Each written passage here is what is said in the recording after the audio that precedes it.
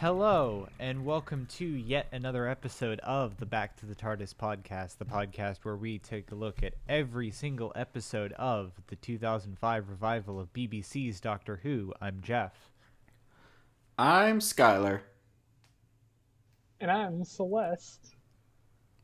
And today we are discussing Doctor Who Series 4, Episode 10, Midnight by Russell T. Davies, which is, side note, it is the start of a, one, two, three,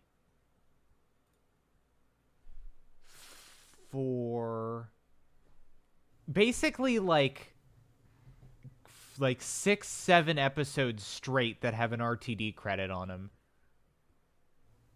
Because you have the entire rest of Series 4, and I'm pretty sure every single episode of the specials has an RTD writing credit on it.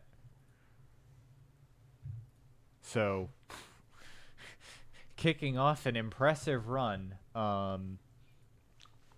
This is the companion light episode for this season. Obviously, Catherine Tate was off filming for the next episode, Turn Left, and as such only appears briefly.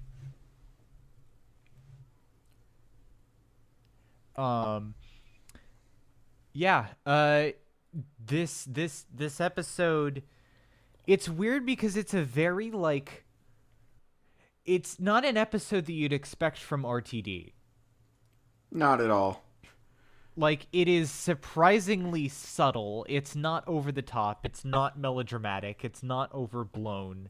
It's extremely this seems like the kind of thing. I mean, okay, the setup seems like something Moffat would do. The actual execution is definitely RTD, because I think Moffat would put more humor or Moffat zing into the script, whereas RTD plays it a lot more straight here. Yeah, it's especially interesting that go ahead. No, I was just gonna say, this would work perfectly fine as a Big Finish episode, and nothing would be lost. Oh, totally. I found it interesting looking into this that it's interesting that it's even it's a little bit uncharacteristic for RTD, especially given that it's basically a replacement script, because the slot originally was a different writer, but because Tom of McRae, reasons, the person who wrote the Cybermen 2-parter. Yeah. Yeah. So it's interesting how that ended up turning out. I was gonna comment on what you said about it being very Moffat and its setup, and I definitely agree. Afterwards, I was getting strong Moffat vibes just in this idea of it's just a very zany setting. It's very Moffat in its setting, but then the direction it takes it is totally unexpected. And I sort of agree with RTD being more constrained here, because there definitely is some criticism of sort of capitalism and stuff. Or and all, not even just well, there, maybe some stuff of capitalism, but human nature, and not in the episode, but in the sense of in the sense of how we as humans can act when we're scared. Yeah, but I meant just sort of the aspect of there being a resort on the planet. It's there is some criticism there, but it's very much in the periphery, and it takes the backstage to commentary. It's not if this had, I could see something on this planet going entirely differently, where it is about the fact that there's a resort on this planet, and not the sort of constrained claustrophobic almost, let's say, cosmic horror, because the other synonym for that trope involves the name of a racist shitbag. Yeah, it very much. Well, sort of, the thing I was thinking of during the episode was, you're sitting inside a room at the end of the universe, the door is locked, that sort of thing. Yeah. and it's this. It reminds me a lot of Listen, sort of the scenes at the end of the universe. Yeah.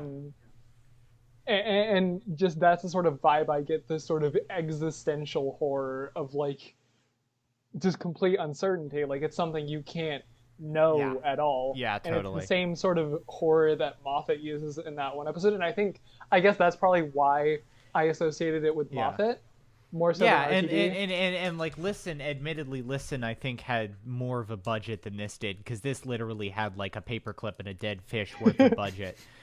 Um, but like Listen is almost like the same, well, sort of It's the the same same sort of idea of horror. something, yeah, or like the same idea of like literally something that cannot be seen and is not known, except obviously at the end, like it's played a lot differently, and at the end, of course, it's revealed that in the end it was complete, it was nothing, it was just 12. Well, no.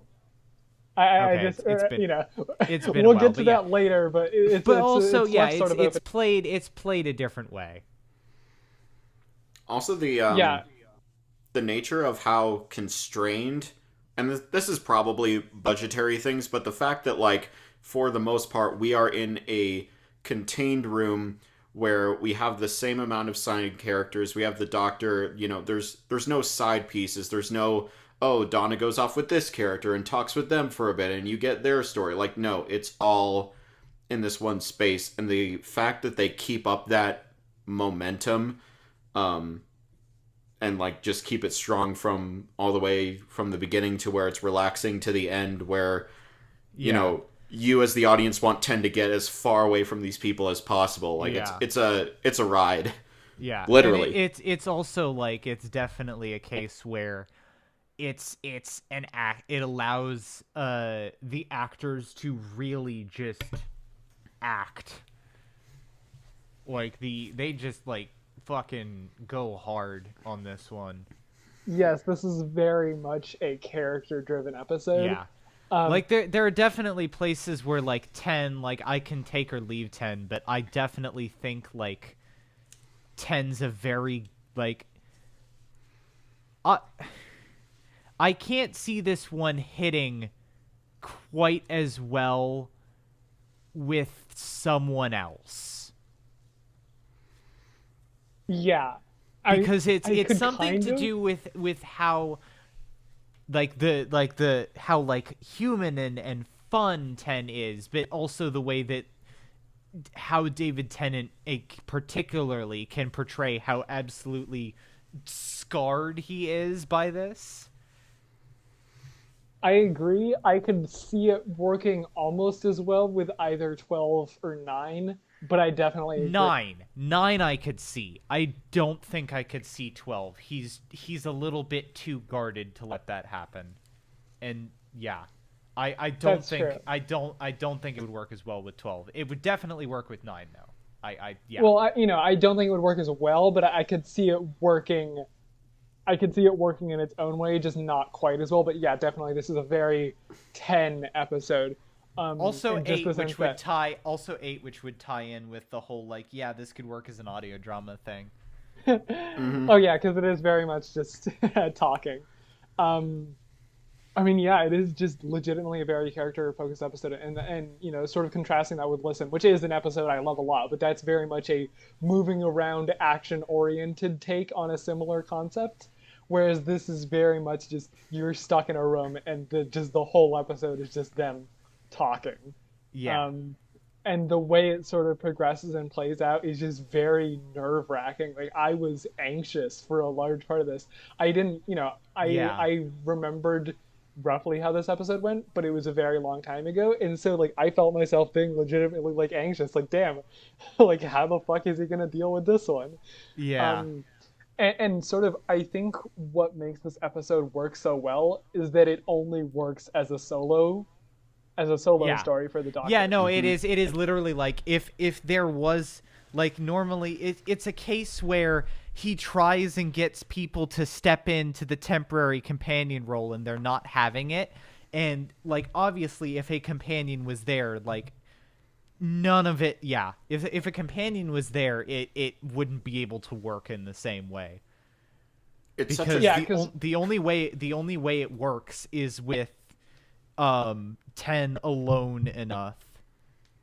yeah. It's such a contrast to last episode because we were talking about how the whole like the doctor talks about himself and he kind of wins like happens for the first time, and this and turning then this his one brutally deconstructs it. Yeah, it's like him talking more not only helps the monster, but it turns the people against him. Yeah. Psychologically, and it's, you know, we get a lot less of that with 11 to Moffat's credit. In 12 that basically gets Bill killed. Yeah. So it's nice seeing that different side, which is why I personally think this could work with 11 in some ways, because he does have that kind of Gish Gallop tendency to like just ramble on, but like Tennant but is 11 just never has a story this dark. No, not at all. It is fucking unfathomable to imagine him in this context. Yeah. This episode would not work with 11. Yeah. He is too Gish Galoopy. I mean, he could, but the problem is that he was never written that way, so we don't really know. Yeah, I think Matt Smith could pull it off, but David Tennant until Capaldi. David Tennant definitely brought that gravitas, and he's doing jovial, like, hey, I'm just hanging out with humans in this cool planet, that's awesome, to like troubleshooting doctor, to like frustrated with humans, and like sort of like early 9, early 12 doctor. There's like a huge rainbow of like expressions and like shades to the character he pulls off. I mean, I'm thinking about this episode, and honestly, the way I would describe it is sort of, this episode is exploring the Doctor at his absolute weakest. Like, just putting him in a situation where he just cannot work. Yeah. Because, you know, sort of the last episode, they're facing off against a powerful, faceless monster, you know, and it's similar to this. But the way the situation is, he has this freedom of movement, and he has this technology at his disposal that he can, you know, doctor his way out of it. He can zip things and zap things and make the machines go and whiz his way out of it all he wants. And then you get to this episode, and he's stuck, and he needs to rely on other people, and that is the thing he cannot fucking do. Yeah. And he is without his companion. Also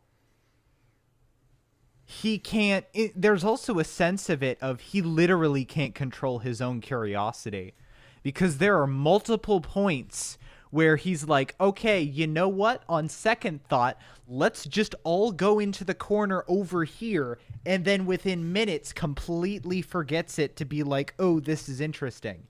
It is like it's simultaneously like, yes, he can't get people to agree with him, but it is also simultaneously he actively makes the situation worse through his own curiosity. No, absolutely, and that's what I'm saying, that this is like an episode of him at his weakness, because this is a creature that uses his greatest weaknesses against him, and he cannot solve it on his own, and he doesn't. The only reason it gets resolved is because literally someone dies ass. for him. And because exactly, like there's the moment in the episode where he, you know, the creature in Sky's body starts copying everyone else's speech, and he gets everyone else to shut up, and then just immediately starts rambling talking away at it. Yeah, like he does exactly what he tells everyone else not to do, and it just shows like what an arrogant prick he's been. And the people are right. Like, he's literally just showing up, and he's trying to be, you know, this fantastical wanderer. Woo! And everyone's like, bro, no, what the fuck are you doing? You're going to get us killed. You are not, like, who put you in charge? You are not some gallivanter. Get your fucking shit together if you claim to actually be, you know, the person who's going to save us. You're literally making this all work. And that's also why I don't think it would work with anyone before 8, because they wouldn't provoke it to that point. Damn it, Sky. Maybe 6, maybe I don't know. Jury's out on him, but everyone else, like 7, would figure out what's going on immediately and be like, no, okay, I'm not fucking with this. Someone would just Um, push it out the airlock. Let's be real.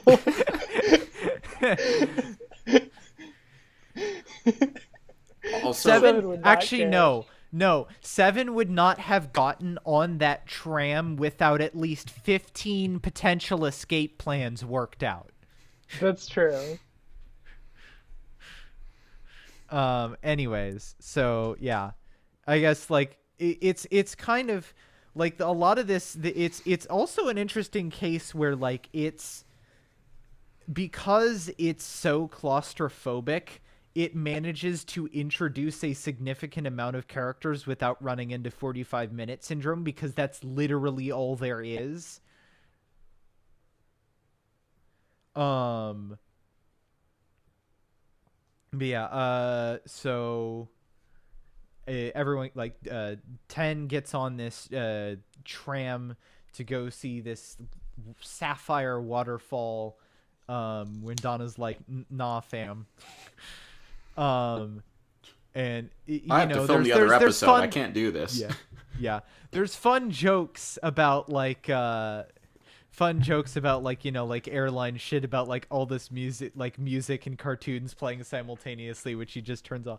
And you know what was really funny here was the line where once everything turns it off of like, we've got 4 hours of this, 4 hours of just sitting here, and Ten's like, we'll have to talk to each other instead. And that scene has been completely ruined to me from the fucking like boomer moment from Chibnall in Resolution when all the Wi-Fi goes down. It's been fucking ruined. Cause see, like, it's still kind of cringe here, but it's significantly less cringe because it's in a different context and in like an explicitly like not modern context.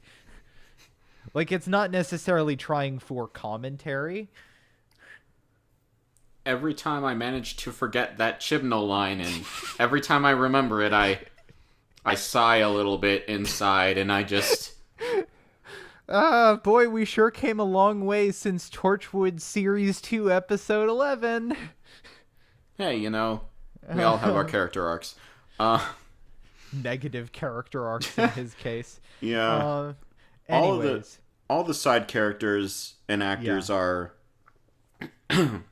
excuse me, they are top tier. They not all of them Yeah. have equal amounts of like weight to pull, but they all like fit into a stereotype that I think in another context the Doctor, whether it be 10 or someone else, just in general the Doctor could endear themselves to them, but it's just like this is all the wrong people in or these are the right people in the worst circumstance to find themselves collectively in.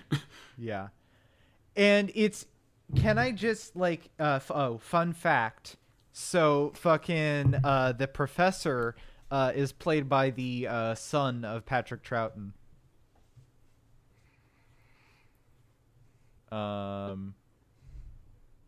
And his son, David Troughton's son, is an actor too, right?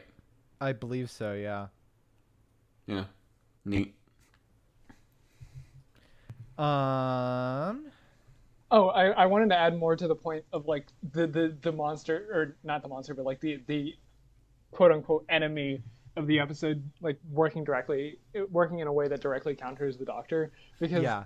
I would say that the like the Doctor is just so arrogant in this episode, and it's what gets his shit like kicked Yeah. in, because And like he just and won't like fucking shut up. while I say like I don't necessarily see this working with Doctors before 8 in general, the single weapon that the Doctor has that basically almost always has a basically has like a 99% success rate is talking.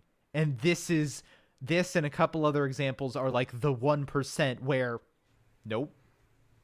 Like this and like Caves of Androzani and a couple other things is like the occasional situation where he literally can't talk his way out of a situation. Yeah, and literally in this one, talking is what makes it worse, he Yeah. has that moment where he's like, "No, guys, I'm clever," and they're like, are you saying we're not?" And he's like, "No, that's totally not what I was implying. Totally what I was implying." And then, but the thing is, like right after that, that's when the monster starts latching onto him specifically, Yeah. and in his mind, he's like, "Oh, it's because I'm the cleverest god," and it's like, "No, bro, it's because you won't fucking shut up." Yeah. Like that's my rating of it. I don't think the Yeah. monster latched onto him because he was the cleverest. It's because he wouldn't fucking shut up. Yeah. Um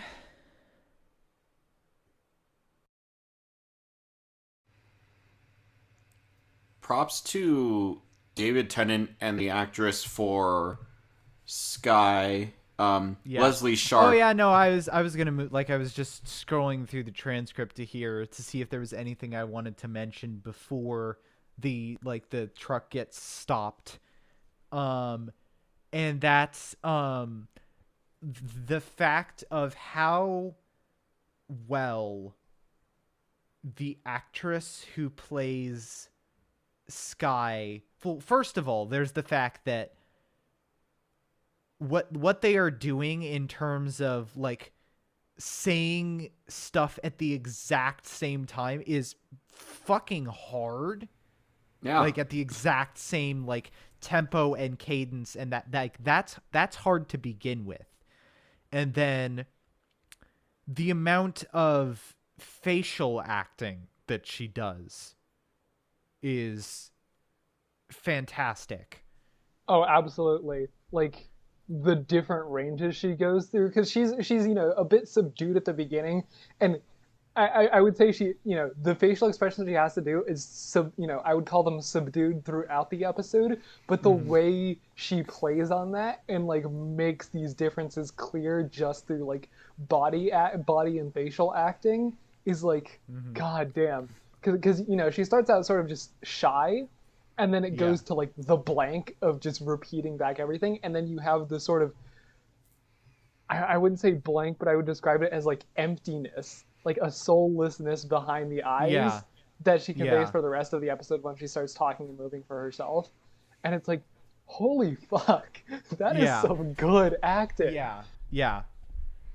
The sad part As is it's almost so obvious what's happening because obviously the audience, we want to kind of like get what's going on, but the fact that the doctor's just kind of made an ass of himself and made yeah. all he's this is a dialogue boss in like a classic like Knights of the Old Republic RPG, and he's just Fallout, picking yeah. all of the worst options. So Yeah. like everybody Consistently is against failing him. those roles consistently. Yeah, everybody is against him, even though like in a different situation, if this person had latched on to Donna, like he would be all over this. People would probably be so much more receptive to what's going on, but it's a victim of circumstance and of it's very I mean, tailored to screw him over. There's also something of like the like yeah like of the like yeah what if this played out differently, but the thing is that we still don't know what the fuck we were dealing with, and if anything, like obviously like the way things played out weren't great, but if anything, like imagine the horror of that thing getting back to like humans with everyone else with so many more people talking. Turns out it was Yeah. the timeless child. Fuck off. Fuck off. Fuck you.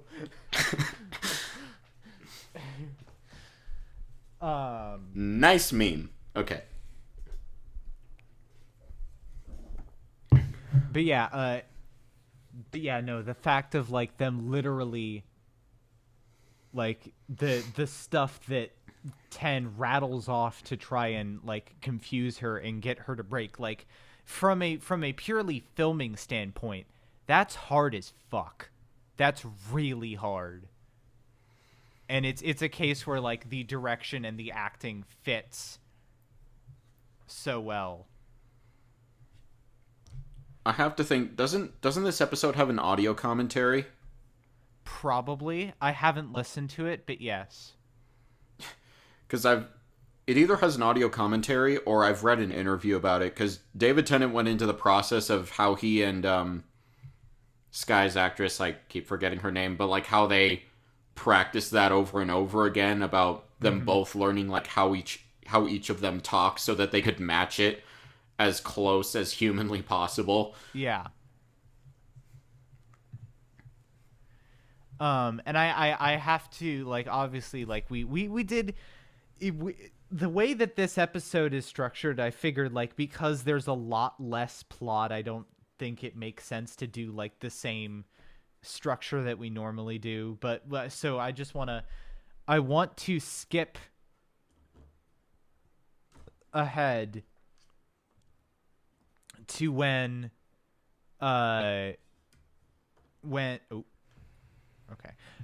skip ahead to when Sky advances forward and is ahead of the Doctor, and then the facial acting on David Tennant of how, like, yeah, like it's really like one of the few cases where he's completely broken composure. And it is actually, like, in general, one of the few times we see the character having completely broken composure in that way.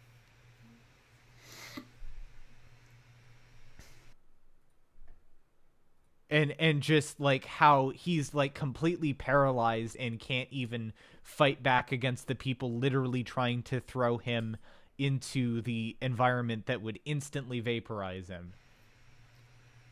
So I've heard theories, like fan theories, and I want to get y'all's opinion. There's obviously the whole, like, classic interpretation of, like, 10 basically at the end.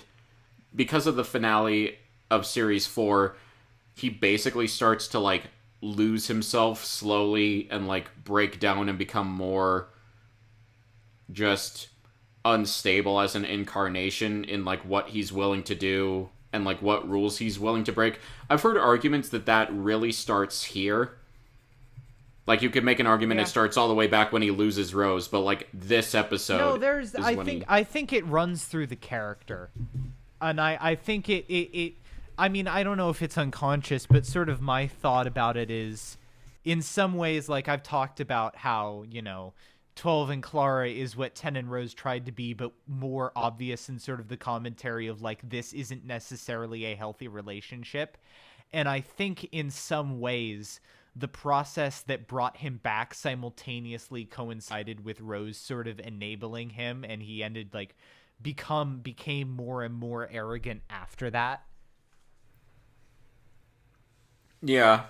As I said, there's obviously there's no objective film analysis. But yeah, it's just something interesting, like, I thought of. I don't think, well, 9 might have had the arrogance in places, but it's more a sense of, like, a distancing measure, as sort of like a brusque, like, get the fuck off me sort of thing. Same with 12, actually. Yeah. It's a mask. Yeah, whereas 10 is very friendly, but definitely has that arrogance. And I think it is a part of the character, because it happens over and over again. Like, his arrogance, or, like, not particularly caring about, like, how he interacted with Martha, I think was a very intentional example. Right, yeah. I think it's a part of his character. I just think there's an element to him where he's just like, I'm the last of my kind, I have a code, and it's around this time, probably, if we're honest, like, after Donna completely leaves him, that slowly goes away, and he's just like, screw it. Yeah. I'm arrogant, and I'm clever, and I don't care anymore. Yeah. And instead of, like, in 11, it doesn't manifest as arrogance. It more manifests in just, like, please leave me the fuck alone, please. Mm-hmm. Like, I don't want to, like, 11 avoids his problems by just refusing to confront them. 10 avoids his problems by just assuming that they don't apply, or just pretending that they don't exist.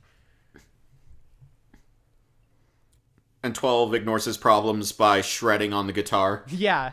Yeah, basically. Picking up hobbies, yeah. It's a similar response, actually, yeah, I think. But in some ways, or yeah. Um but yeah, no, it and how obviously this turns into like how like the hysterics in in the room turns everything against him, and he's being pulled out until she slips up and speaks in his voice and goes, oh, and the hostess is like, oh no, wait. um and really, I think like the perfect end cap to this whole situation is the woman at the end being like, I said it was her. Like, that is, RTD knew what he was doing there. It's like that person after like a terrible election that is just like, I knew that would happen. Yeah. No, you No, didn't. it's like it's like the peak, like, yeah.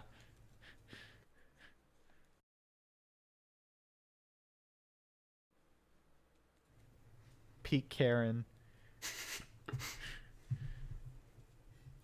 Um yeah, and how just completely like there isn't any like there's no like recuperation scene, there's no like speech after that. Like, 10 is just so gone at this point from this whole situation. And yeah, like, in this is just like the entire like last 15 minutes is a side like you really don't see the Doctor in. Yeah, the fact that they like even like the closest closest analog I could think of, which would be 8 in Zagreus and Scherzo, even that is not that broken in composure. yeah, they come back to the main spa station, wherever the fuck Donna is, and it's just silent. He's just, yeah, it's weird to see him not have that kind of like presentation about like, oh, I'm the Doctor, I'm the magical spaceman who loves life, which, you know, is kind of an affectation that the Doctor puts on anyway, but yeah, it's weird not to see that.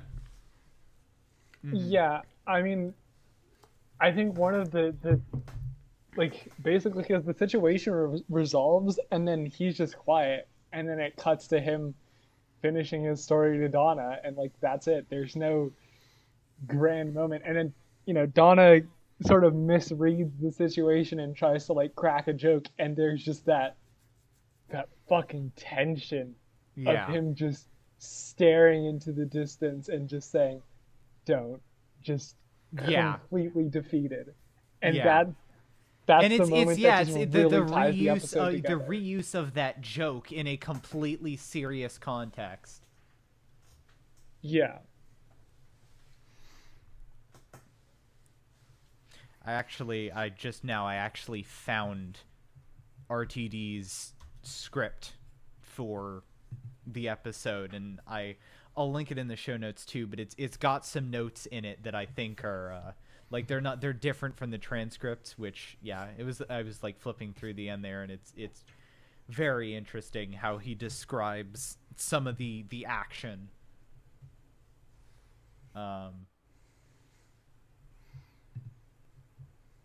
But yeah, and it's like this is like first 10 gets broken here, and then Donna gets broken in the next episode, and it's just like, who boy.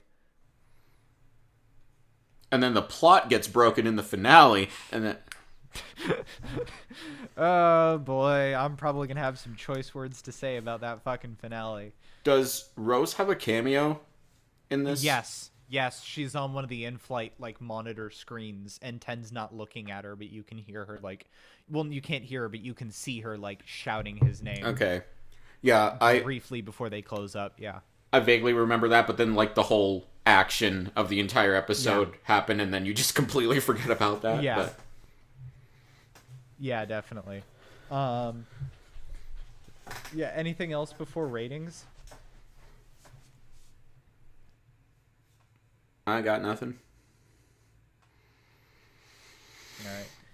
Yeah, I really do think, and it's kind of surprising for New Who, for like this to be a New Who thing, but I really do think, unless there is some classic episode I haven't heard of, and I really doubt that, I think aside from maybe like Scherzo or some like Big Finish thing.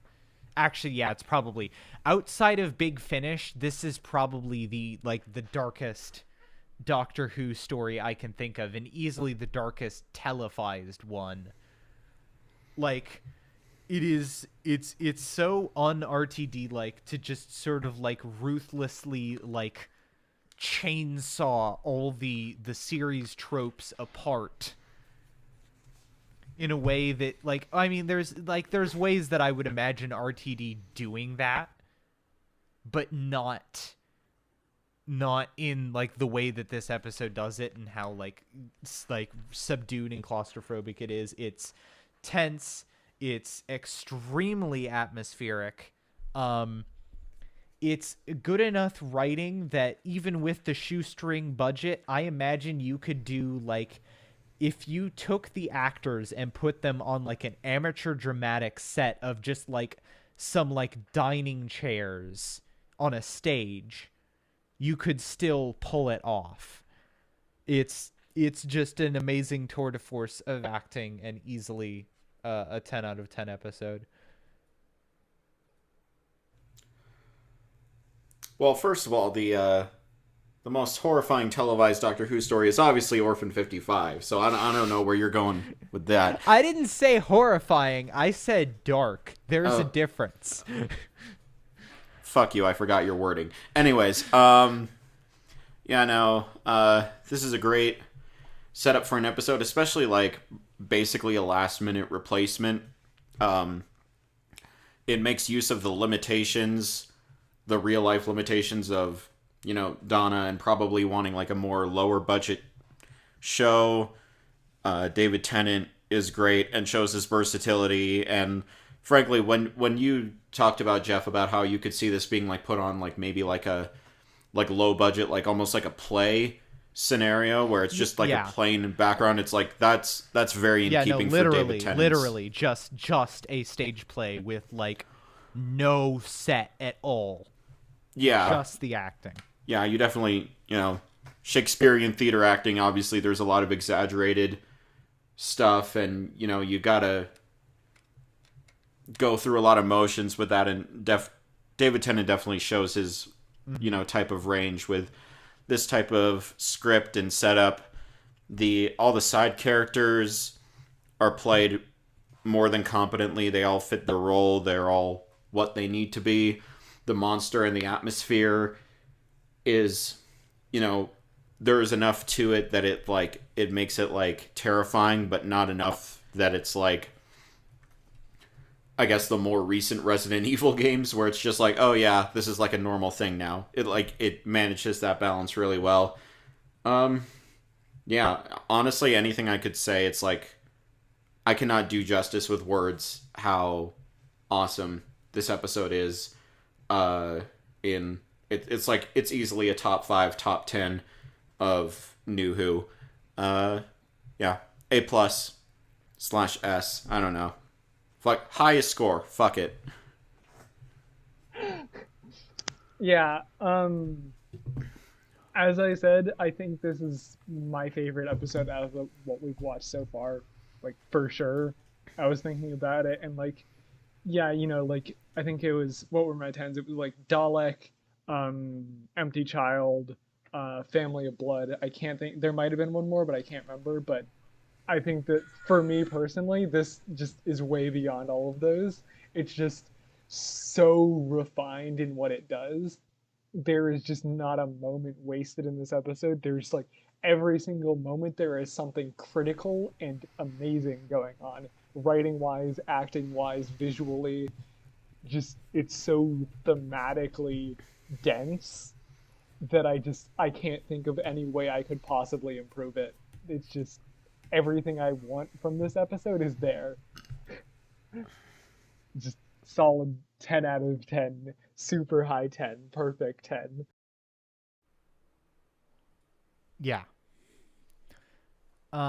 So next week we will be talking about Series 4, Episode 11, Turn Left.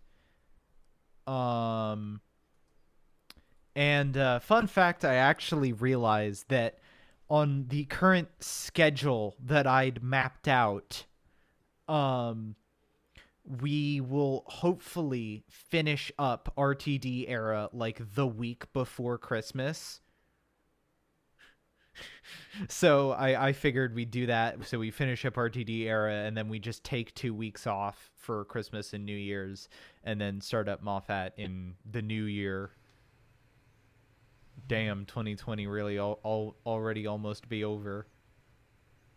That's crazy how we like started this with obviously with the reboot, the relaunch with 9. That's wow. Yeah, we started in fucking March, I think. And I believe we just like last week was our 4th. Oh no. No, sorry, we started in January. Yeah. Yeah, and we just reached our 40th episode last week. Yeah.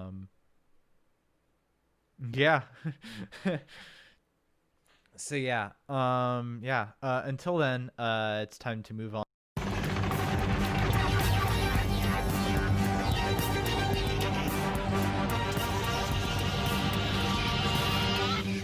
So this week we are discussing Torchwood Series 2, Episode 11, Adrift, by Chris fucking Chibnall.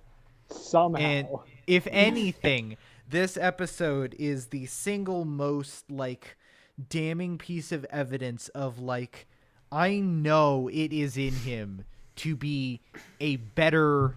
both a better, like, idea writer, scenario writer, character writer, dialogue writer. It is basically, I know it is in there somewhere for him to be a better writer than he has been. I'm starting to wonder if, like, tone is an issue, if he just can't write for a show that's, like, that has to keep, like, that can only push so much, if you know what I mean. Like, he's done good Doctor Who in the past. Like, I enjoyed 42. Yeah, I'll say it. But well, okay. Here's the thing, though. Is it more what he's willing to push? Because RTD are, you know, and admittedly, maybe there's the sense of the BBC breathing down his back and maybe telling him what he can and can't do, which, considering the bullshit the BBC has apparently been on recently, it doesn't necessarily surprise me if that was the case. But, like, for example, let's just take, like, the scenes in the episode between Gwen and Reese, which feel extremely realistically written and portrayed and are good scenes where, like, I don't feel that level of character writing or realisticness from any of, like, contrast the scenes with Gwen and Reese with the "Can you hear me" scene where 13's like, oh, like, sorry, I don't really know how to deal with this. And while maybe that's a valid sentiment to have, the way it is, like, written and delivered feels really bad. yeah, coming from someone who, like, actually loves that episode, it's still, like, compared to this, the character work is amazing. And again, just I don't know if this episode is more horrifying, or I don't know if horrifying is the right word. I don't know if it's darker than Midnight, but, like, damn. It's not. Well, okay, darker. I'd say about equal. It's not more horrifying. It's just depressing. Yeah, Yeah. I was going. My commentary on it is, I think that Midnight is overall a stronger episode, but Yeah. purely on an emotional aspect, I'd Yeah. say that Adrift Oh pulls yeah, out like more, the which is level of saying a of lot emotional, because yeah, the level Midnight of has a lot of emotion. emotion. Yeah. The level of emotional writing that is in this episode is something that has literally, I don't even think in Demons of the Punjab, which is my personal favorite episode of Chibnall era, and I think the one that was like the only like definitive 10 out of his era so far. I don't think comes to this, and admittedly he didn't write Demons, but like nothing else that he has written has come to this. And in general, it feels kind of emotionally stunted, I think.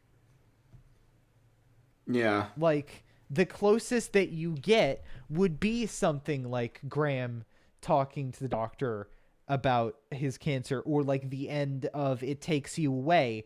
But in Can You Hear Me, the example is immediately ruined by like it feels, the show feels emotionally stunted. And for like even Moffat era and especially RTD era, I think that is one of the most like damning parts of the show.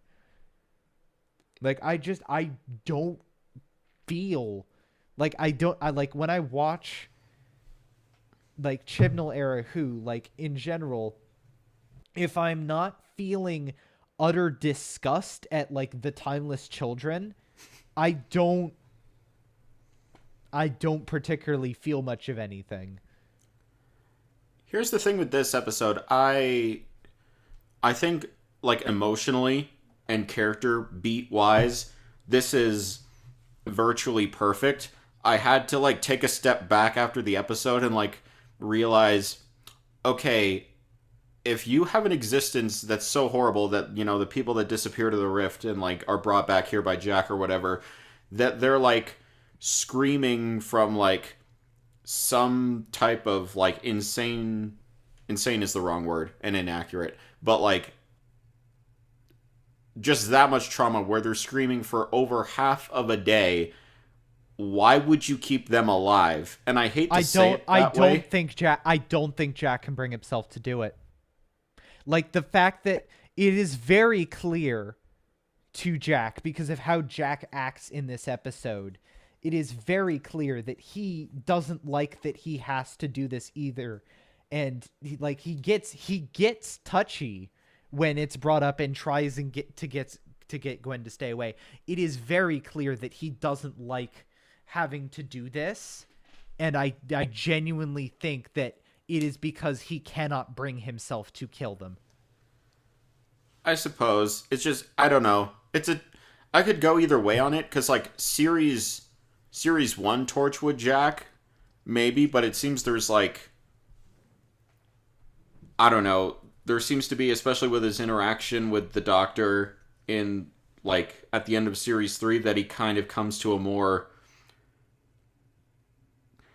he comes to a better understanding of his mortality and lack thereof. And there's other times where he allows people to like kill themselves. So maybe it's the fact that like he would have to do it that's like really getting to him. I don't. As I said, I could go either way. It's just kind of like a little plot nitpick I have because, as I said, the character and acting and characterization of everyone is just it's great. It's just the one thing I noticed that was kind of taking me out once I thought about it. And the characterization, like not even that, the characterization of Jack in this episode makes me even saltier that the characterization of Jack during the 5-minute cameo appearance that he had this season was just kind of like, well, hey, look at me, I'm horny future man. You all remember me, right? Fan service, wank, wank, wank. Like, I understand that there was only so much that they could do in this scene, but it feels like a fundamentally like different character from even when Jack appeared in season 3.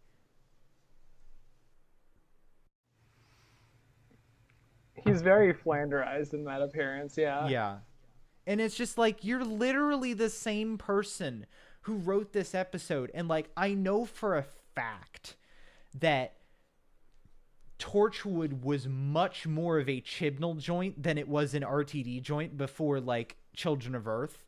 And RTD had a lot more minimal involvement because like, I think he worked with Chris and stuff and like talked to him, but I think like the execution of stuff was more Chris's job, the same way that he partnered with whoever he partnered with for Sarah Jane Adventures. And RTD focused on main Doctor Who. So like, I know that this isn't a case of like, oh, RTD stepped in and saved the episode. I think it's just like a weird effect of, I don't even know what to call this, but like, as a creator, sometimes like you just happen to have your best ideas at the beginning or middle of your career. Because like, if you look at like Gene Roddenberry's construction for Star Trek and like the original series versus like some of the weird shit he was saying for like TNG and like what he wanted that to be, you're just Remember when he was like, I wanted to make the movie, and then it ended up like so over budget that Paramount's like, yeah, we'll do more of these, but we're not letting him anywhere fucking near these. Yeah, or then like he was so involved in the last movie for like the original cast, Star Trek VI: The Undiscovered Country, and then when he saw it, he apparently like hated it so much he was gonna take the production company or like the writers to court or something for ruining his property, and then he like died before that could happen, which I love that movie, so I have complicated feelings on that occurrence. But anyways, like the point being, like, it's just a weird, I think it's just a weird quirk of life that we can have ideas that like come across really well to other people, and then just because of change or the fact that he hadn't written in the style of Torchwood or Doctor Who for like a while, and then coming back to it, it's just, and maybe there's some of that BBC stuff also like hampering or that like, we have no idea of knowing, but it's so weird. I don't even like, I have like difficulty explaining it. I haven't seen any of Broadchurch, but from what I understand, it's a pretty good police procedural that does like has similarly good like emotional beats, and maybe that sort of procedural setup is something that works like this, like where Chibnall is at home with. And low key, like I had a thought last time I rewatched Woman Who Fell to Earth of like, oh man, what if we had like a return to the early like John Pertwee years where he was literally stranded on Earth, and then we could do stuff that way. That would be pretty neat. And I think that would have almost fit his strengths more, but it's almost like he's not fully into it, or he just, there's something like, I don't get the personality. Like I can see a personality here even of like that procedural setup, and the personality in like the way that the talks between Gwen and Reese, or how Gwen and PC Andy talk, and those interactions, like I can kind of see, okay, I think that might be his strength. I think that might be him, because it's a similar thing of like he wrote Kiss Kiss Bang Bang, and there's these really great interactions between Captain Jack and Captain John in Kiss Kiss Bang Bang, and it's just like either he has to do full show running stuff, and that level of involvement is something that's left him burnt out enough that he can't put his 100 into anything, or he doesn't have the enthusiasm anymore. It feels like it feels like it is lacking enthusiasm, like, or like where he does have enthusiasm, it's doing weird like Moffat level twists, which would shit like I already didn't like when Moffat did it, and now when it's like him trying to do his own weird shitty canon altering thing, it's just like, yeah, at least the hybrid didn't make the Doctor trillions of years old. Yeah, I don't know. It's a weird thing. I only watched like 80% of the first season of Broadchurch because frankly that show is one of the few that like crossed a line for me where it's just like I feel uncomfortable watching this, but like Jodie was good in that. Yeah. Tennant was good in that. The I forget the actress's name, but the she's like in a bunch of like British Olivia royal Olivia Colman. Yes, that. Sorry. Like she's good. It's weird, as I said. Like Yeah, maybe people it's just like find a niche, and then it's hard to like get out of that. I don't know. It's shame. I would really like Doctor Who episodes where discussions between the Doctor and a companion were as frank or as in depth or as sort of focused as like the stuff like other than the setup of like okay like the missing persons case and how it leads Gwen, who's like always been sort of like the heart of the team, like on this, even when Jack is literally like don't poke your head into it, and the brutal ending, like yes, that's strong too. But also the B plot of Gwen and PC Andy and Gwen and Reese is just as strong. Like, it is one of the most standout parts of the episode, apart from the ending and that one part where Gwen totally walks in on Jack and Ianto raw dogging. As you do. Like, what the fuck?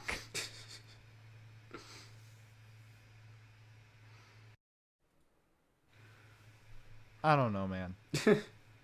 Chibnall rant aside, this was a really good outing, and I wish we saw more of this today. Yeah. Definitely. Yeah, like just like the entire way that this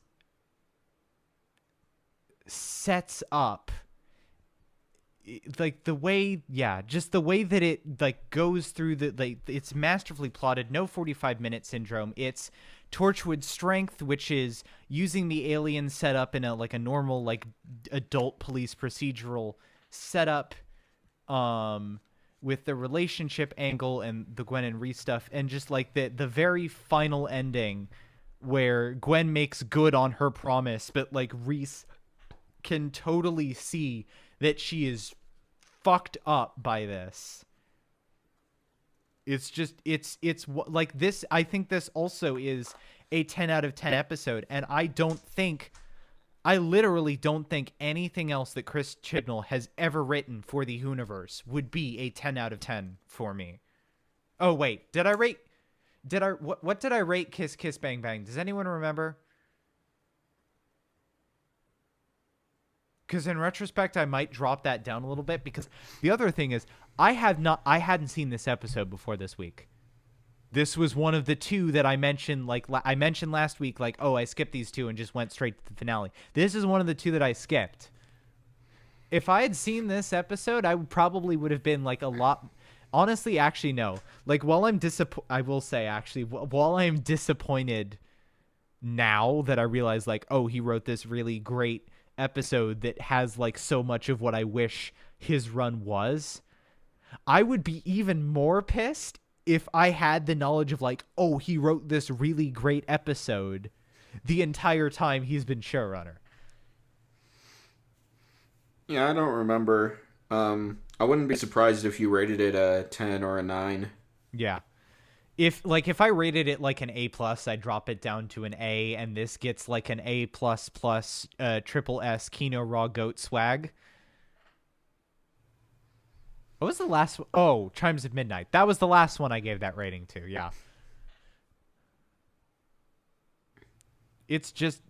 Fuck, man. Feels bad. A+++.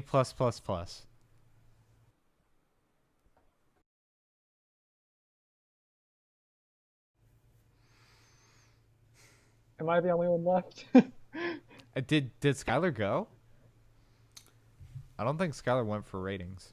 Oh, okay. we were jumping silence. in. Okay, I got it. There was a long silence, and I was like, "Is it my turn?" I've been on this podcast before. Shut up. Thank you, Celeste. So yeah, this is a really great episode. Just God, the character interactions, like next level, something that you don't really expect from like a genre show, but it fits so naturally with the characters and the dynamics. Jack is great. The what happens to the people who are just, by happenstance get sucked into the rift and lost and whatever. That is a terrifying fate. And we didn't even really talk about the mom, but that whole thing is good too. How well it portrays grief, and I think from what I understand, Broadchurch does a similar thing too. Yeah. Having only seen most of the first season, yeah. But yeah, the only thing that drags it down a little bit for me for giving it a perfect thing is that I still am kind of so on why you would ever keep these people basically in a living hell. I don't know. As I said, I'm still going back and forth on that, but because of that, I can only give it a spicy A instead of a PogChamp A+.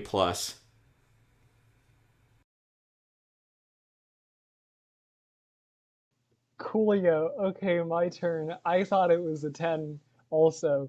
I think Midnight is a better episode for sure. I would sort of I would refer to this as a quote unquote low 10 or an imperfect 10, sort of more in line with something like Empty Child or something like that, where it's very much a 10, but I wouldn't quite call it perfect, like Midnight is. So, I mean, just there are some critiques there I could make about maybe peripheral characters aren't as good, or maybe some characters isn't as great as they could be in this episode, but just the absolute strength of the emotional core of this episode just carries it so fucking hard that it just makes it fucking spectacular. Yeah, definitely. So next week we will be talking about the 2-part finale to Torchwood Series 2, Fragments and Exit Wounds. And that's probably going to be the end of the Torchwood segment as you know it on the podcast. While we do plan to cover Children of Earth, it's big enough that it's going to have its own episode just devoted to it. So we may run something else along the side, especially the specials or something, maybe for Next Doctor or something. We'll run his appearance on Sarah Jane Adventures or something alongside that, but probably we're going to go back to covering just Doctor Who stuff each week after this, because we're not touching Miracle Day with a fucking 30-foot pole, because fuck that shit. And of course, once we get to Series 9, we will in fact stop covering Doctor Who, and then this will exclusively become a class show. No, we're not.